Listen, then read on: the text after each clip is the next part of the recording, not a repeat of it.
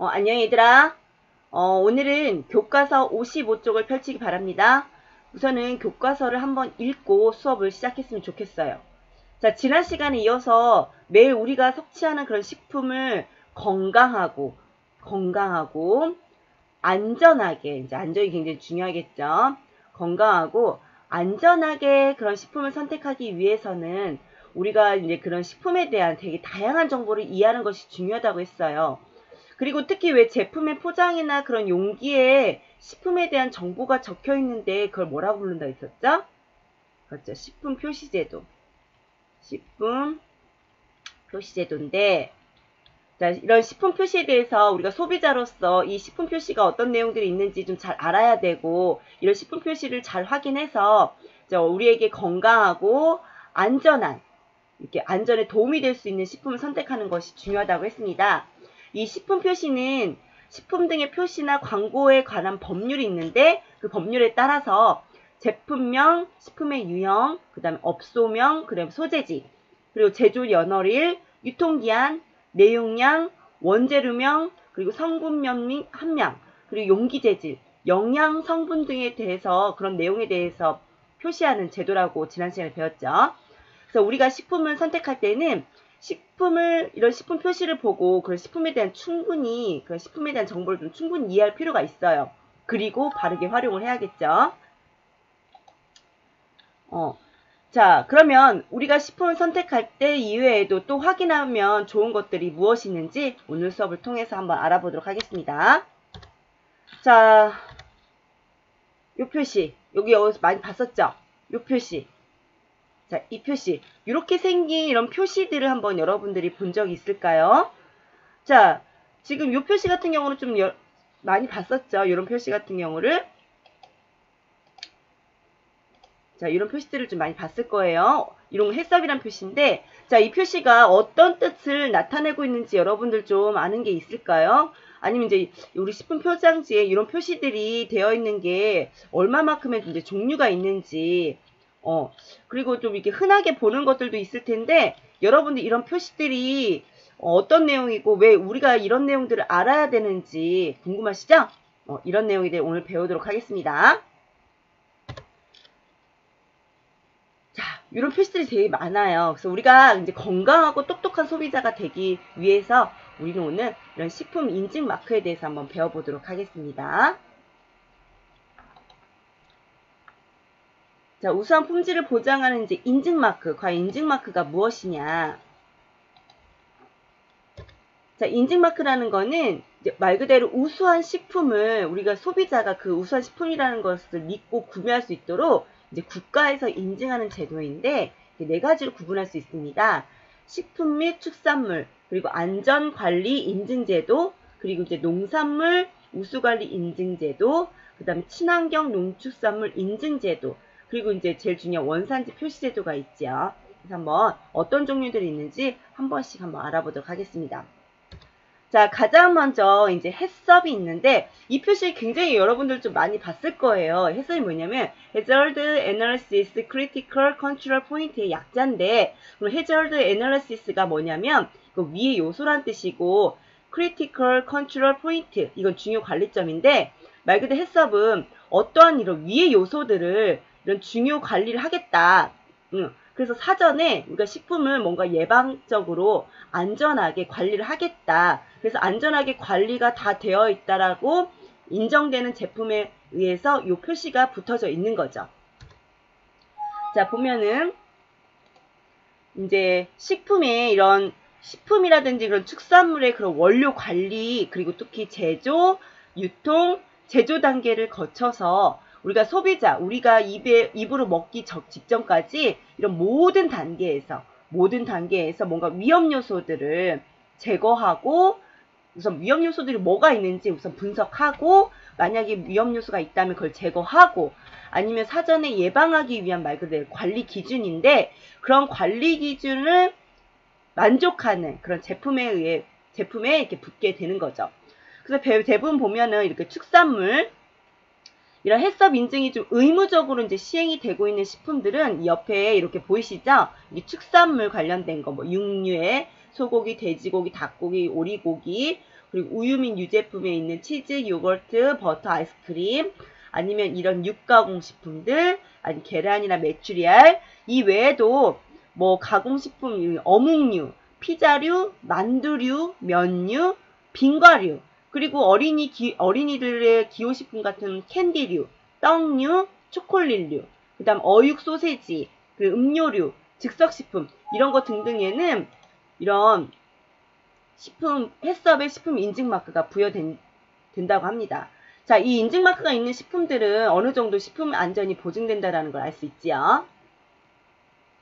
자, 이제 GAP 같은 경우는 Good Agriculture Practice인데 농산물이에요. 그러니까 농산물에 대해서 이런 농산물이 생산되고 판매될 때까지 그 사이에 발생될 수 있는 농약이라든지 아니면 생산되고 난 후에 잔류될 수 있는 그런 중금속, 그런 미생물들의 그런 위해 요소를 사전에 관리가 잘 되어 있는 그런 우수한 농산물에 붙어 있는 게 GAP입니다.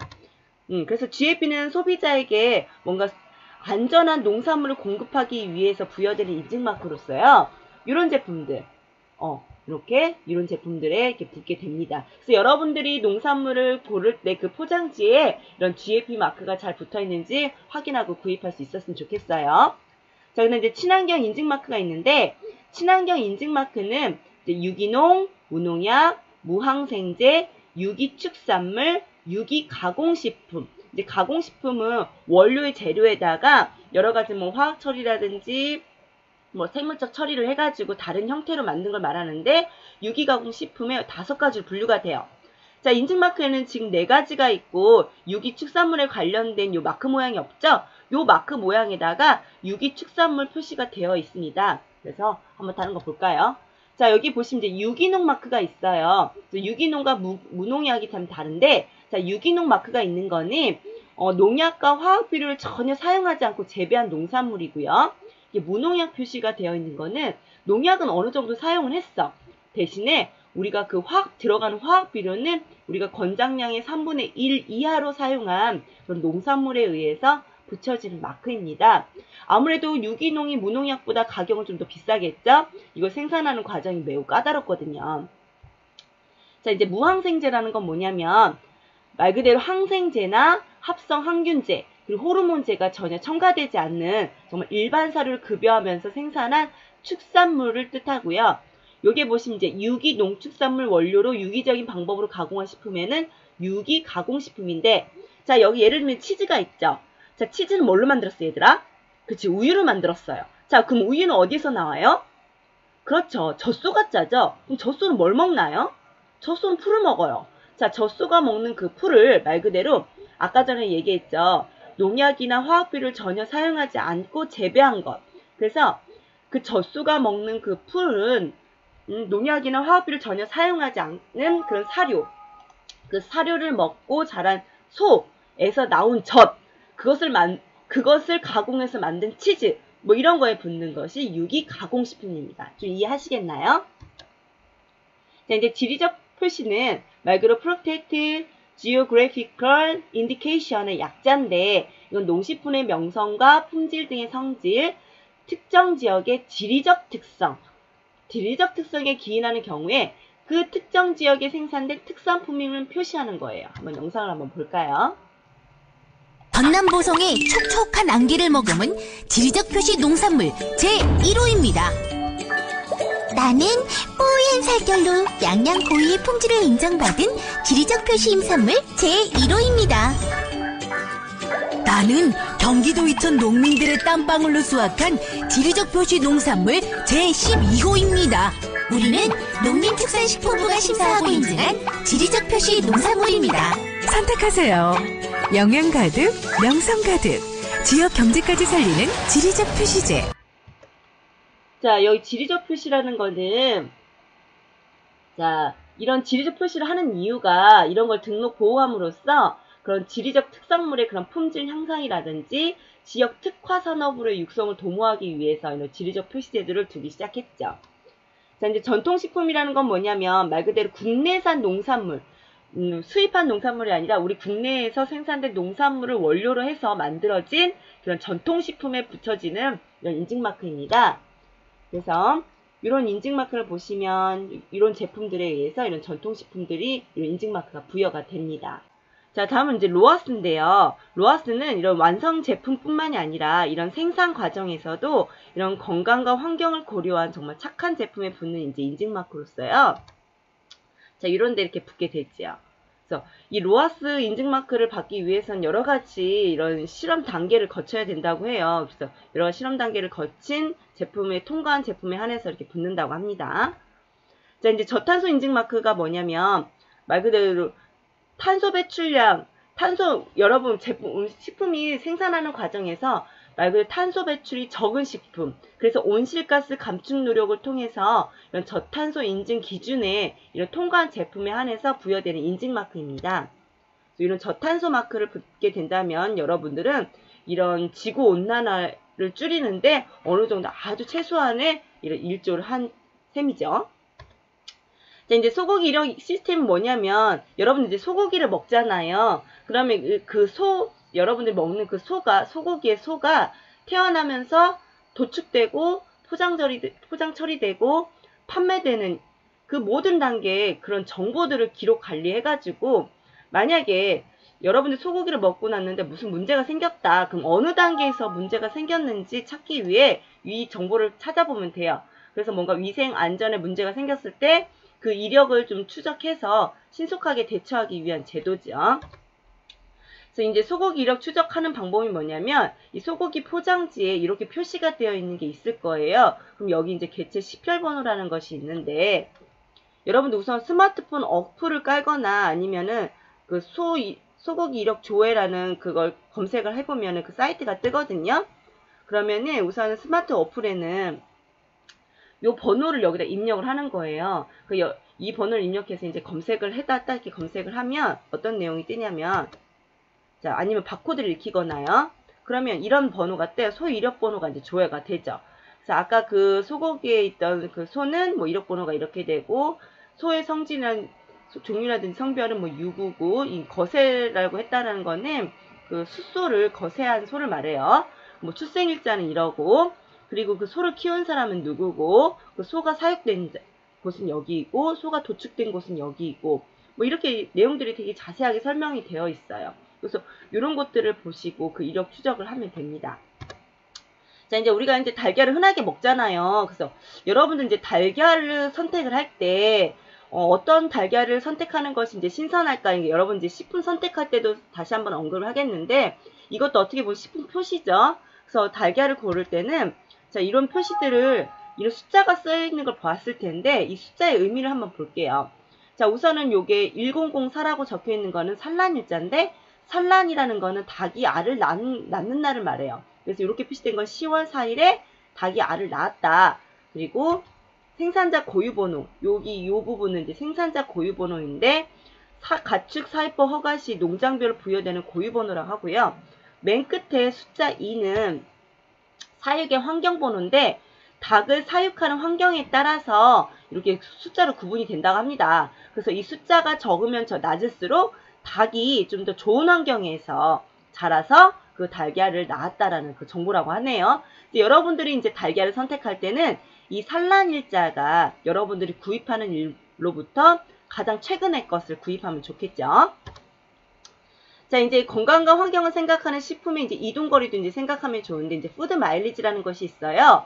푸드 마일리지는 뭐냐면, 말 그대로 그 식품이 우리의 식탁까지 오기까지 이동한 총 거리인데, 그 농산물이 생산된 생산지에서 식탁까지 이동한 거리하고 그 농산물의 무게를 곱해서 얻는 값을 푸드 마일리지라고 해요. 자, 그럼 우리는 푸드 마일리지가 높은 걸 선택하는 게 좋을까요? 낮은 걸 선택하는 게 좋을까요? 자, 이 푸드 마일리지는 식품 수송량에 식품 수송 거리를 곱한 거라고 했죠. 그래서 식재료와 무게가 무거우면 무거울수록 이동거리가 길어질수록 푸드 마일리지는 커진다고 했어요. 그러면 얘들아, 탄소 발생은 식재료의 무게가 무거울수록 탄소 발생이 많이 될까요? 이동거리가 더 길수록 탄소 발생이 더 길어질까요? 아무래도 이동거리가 길면 길어질수록 그 이동수단, 뭐 배라든지 비행기, 뭐 트럭, 여기서 발생하는 그런 탄소가 더 많아지겠죠. 자, 우리 선생님이 우리가 이제 농산물들을 우리가 많이 수입을 하고 있는데 이 농산물의 수입 과정의 탄소 배출량을 간단하게 한번 몇 가지만 알아보도록 할게요. 자, 여기서 이제 쌀 같은 경우도 우리가 이제 수입을 지금 많이 하고 있는데, 자, 쌀이 뭐 중국이나 미국, 태국 이렇게 해서 이제 수입을 한다고 봅시다. 그럼 당연히 중국 우리나라보다 가까우니까 탄소 배출량이 이 정도이고 미국 같은 경우 훨씬 더 멀죠? 이렇게 탄소 배출량 같은 걸 보시면 되고요. 자, 우리가 이제 밀가루 같은 걸 수입을 제일 많이 하는데, 자, 밀가루 같은 경우도 보면은 탄소 배출량이 쌀보다 훨씬 많지요. 우리는 밀가루 소비가 굉장히 많아요. 그런데 밀가루가 이렇게 수입하는 과정에서 탄소가 이 정도로 발생이 되는구나 라고 생각하면 굉장히 선택하는데 이렇게 탄소 배출량, 자, 다른 거 한번 보고, 특히 우리 콩 같은 경우도 지금 수입을 굉장히 많이 하고 있는데, 와, 콩들 같은 경우는 이제 브라질 같은 경우는 굉장히 많은 탄소 배출량이 크네요. 그래서 이런 것들을 이제 또 하나 뭐 하면, 우리 바나나 굉장히 많이 수입해서 먹죠? 우리는 대부분의 바나나를 거의 필리핀에서 해서 먹네요. 근데 여러분들 그거 아세요? 우리나라가 점차 아열대가 되면서 제주도에서도 이제 바나나 생산이 점차 되고 있다고 합니다. 자, 이런 식으로 보면 됩니다. 자, 그래서 아무래도 우리는 탄소 배출량을 좀 적게 하기 위해서는 어떻게 하는 것이 좋을까 한번 고민해 봅시다. 자, 이제 식품의 이동 거리를 줄이기 위해서는 우리가 아무래도 이제 이렇게 텃밭이라든지 직접 채소를 키워 먹는 것이 훨씬 더 안전하겠죠. 주말 농장을 요즘은 많이 하는 게 유행이라고 합니다. 그래서 여러분들 직접 부모님하고 직접 채소를 키워서 갖고서 먹는다면 아무래도 환경이라든지 건강이 훨씬 더 가장 좋은 방법이 될 것 같고요. 우리가 이런 것까지는 조금 더 무리다 싶으면 지역 농산물을 가장 예용해 주는 게 가장 좋아요. 그걸 보고 이제 로컬 푸드라고 하는데 아무래도 그 식품의 생산지에서 이동거리가 짧기 때문에 탄소 배출량이 굉장히 적겠죠. 아니면 직거래 장터를 이용하든지 이런 방법들이 좀 있습니다. 그래서 여러분들의 그런 건강과 진짜 안전한 식품을 선택하기 위해서는 이런 식품의 정보를 여러분들 정말 꼼꼼하게 살펴서 선택할 필요가 있습니다. 그래서 오늘 수업은 여기까지고요. 다음 시간은 품질 좋은 식품 선택 방법에 대해서 한번 배워보도록 하겠습니다. 그래서 꼼꼼하게 그 온라인 수업을 좀 잘 들어줬으면 좋겠어요. 우리 다음에 또 만나요. 안녕.